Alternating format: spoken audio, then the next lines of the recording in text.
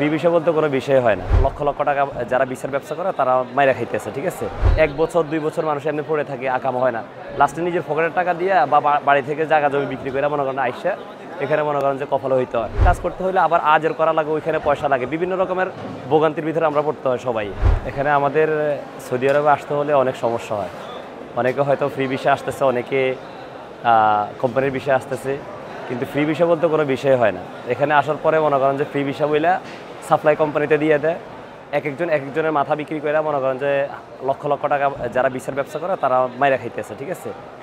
কিন্তু তারা খপ্পরে পড়ে অনেকে আসে, আইসা মনে করেন যে বিভিন্ন ধরনের ভোগান্তি হয়। আমি নিজে আমার মনে করেন যে এখানে আসছি নিজের খুব কাছের মানুষের মাধ্যমে।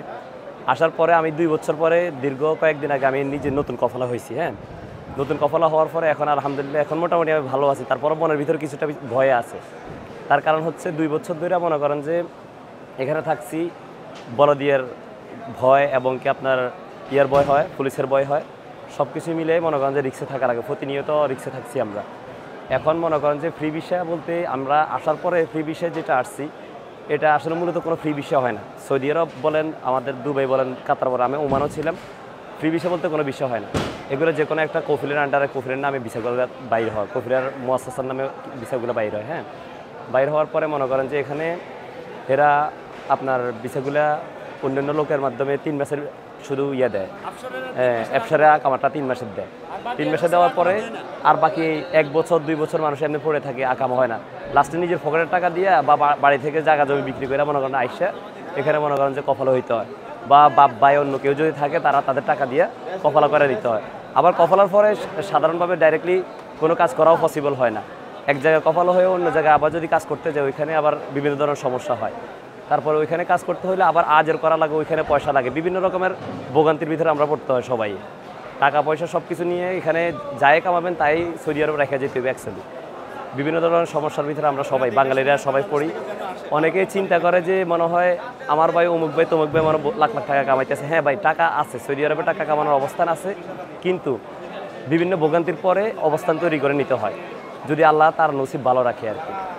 আর যদি ভালো নসিব না হয় তাহলে মনে করেন যে ভোগান্তির ভিতর লক্ষ লক্ষ এখানকার এই যে আমাদের শরিকা, আগের একটা শরিকা ছিল ওই তুলসী শরিকা, ওইটাতে আমাদের মধ্যে ছিল বাংলাদেশি, ওনার বাড়ি আমাদের নোয়াখালী চাটখিল উপজেলার ভিতরে পড়ছে।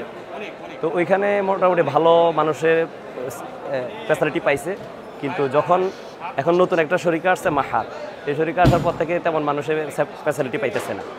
ইভেন বাংলাদেশি অনেকে সাপ্লাইয়ের মাধ্যমে যারা আসছে এখানে কাজ করতেছে, ক্লিনার কিংবা আপনার ওই যে তানদিফে যারা কাজ করতেছে এদের কাছে 12,000 13,000 রিয়াল চাইতেছে।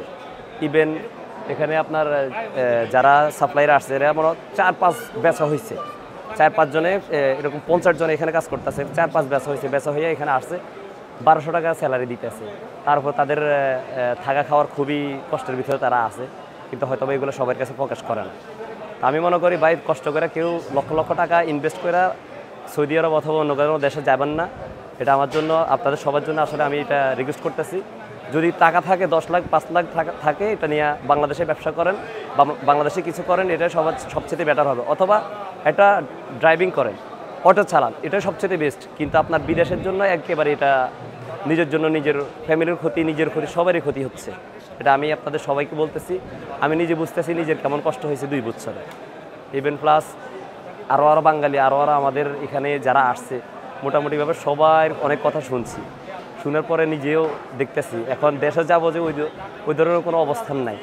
2 বছর কাজকর্ম করছি, যাই করছি টুকিটাকি, দেশে কোনো কিছুই করতে পারি নাই, এমনকি কোনো কিছু এখনও পকেটের মধ্যে এখনও কোনো ক্যাশ টাকা নাই। কাজ তো করতেছি আলহামদুলিল্লাহ, কোনো ক্যাশ টাকা নাই, কোনো কিছু নেই। মানে বাংলাদেশে যাই দিছি তাই ফ্যামিলি খাইছে কম বেশি, আর এমনিতে মনে করেন যে কোনো ক্যাশ কমিউনিটি করা এখানে পসিবল হচ্ছে না। রুম ভাড়া যা অনেক টাকা, তার উপরে আপনার এখানে কফলার পিছনে খরচ আছে, গাড়ি ভাড়া আছে, আপ ডাউন, সব কিছু মিলে আপনাদের কোনো কারো টাকা থাকে না। দিন শেষে পুরো মাস শেষে আমাদের টাকা হয়তো বা 1000 রিয়াল টিকে, 1000 রিয়াল টিকার পরে দেশে এবার দেখা গেছে যারা ওয়াইফরে বাসা ভাড়া রাখে বা ফ্যামিলি বাসা ভাড়া থাকে, বাসা ভাড়ার পিছনে চলে যায়। খাবার বর্তমানে বাংলাদেশের সিচুয়েশন তো সবাই বুঝেন, বর্তমানে অবস্থান সব কিছু মাঙ্গা, এখন কিছুই সস্তা নাই। সো 20-30 হাজার টাকায় বাংলাদেশে ফাড়াইলে এগুলো কিছুই হয় না একটা ফ্যামিলির জন্য, ছোটোখাটো ফ্যামিলির জন্য কিছু হয় না, এটা আমি মনে করি। বাকিটা আপনাদের আপনাদের সবার উদ্দেশ্যে বলতেছি, আপনারা নিজেরা সবাই একটু চিন্তা ভাবনা কইরা আপনারা বিদেশে আসবেন, প্রবাসে আসবেন।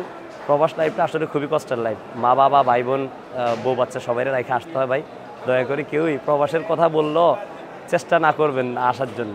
আর যদি আসেন নিজে মানে নিজের পায়ে নিজে কুড়েল মারার জন্য আসবেন আর কি, এটা হচ্ছে বড় কথা।